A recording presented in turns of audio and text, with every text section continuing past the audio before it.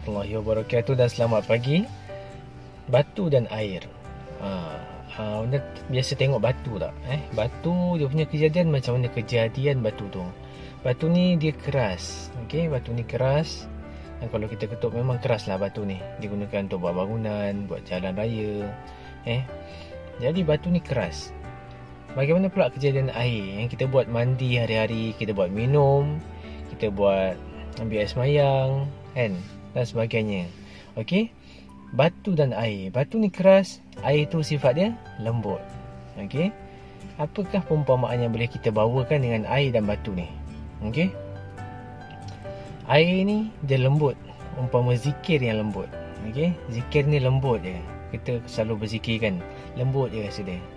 Subhanallah, subhanallah, subhanallah, subhanallah. Kita rasa lembut. La ilaha illallah, la ilaha illallah. Kita rasa lembut ni dengan zikir. Hati kita boleh jadi lembut dan boleh keras. Kadang-kadang kerasnya hati tu boleh sampai sekeras batu. Jadi peranan zikir ni ialah melembutkan hati yang keras tu. Kena tengok. Yang kita sangka selembut zikir ni adalah seremeh-remeh perkara. Tak. Dia dapat melembutkan hati yang keras. Sebab itulah macam mana teruknya seseorang atau kita sendiri kalau rasa diri kita tak berapa baik, tak berapa okey, banyakkan zikir. Percayalah, dengan kekuatan zikir, the power of zikir, dia boleh melembutkan balik hati kita yang keras tu. Okey, kadang-kadang kita tak perasan dalam hati kita, dalam jiwa kita, dalam sifat-sifat kita seharian kehidupan kita, ada perangai-perangai kita yang kita rasa macam tak kena lah perangai ni kat diri aku.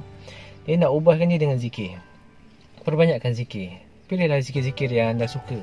Okey, tak ada diwajibkan mana-mana zikir, tapi anda boleh pilih sendiri untuk diri anda, sesuai dengan diri anda macam mana. Okey.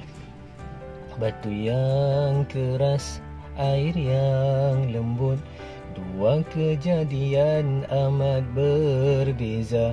Tiada siapa dapat menyangka air yang mengalir dingin di kali berupaya melembutkan batu, kesannya menjadi ilhamku. Usah disangka selembut zikir, seremeh perkara.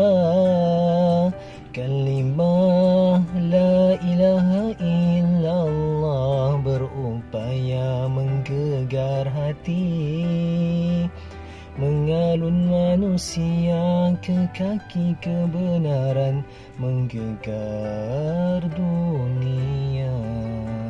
InsyaAllah perbanyakkan zikir.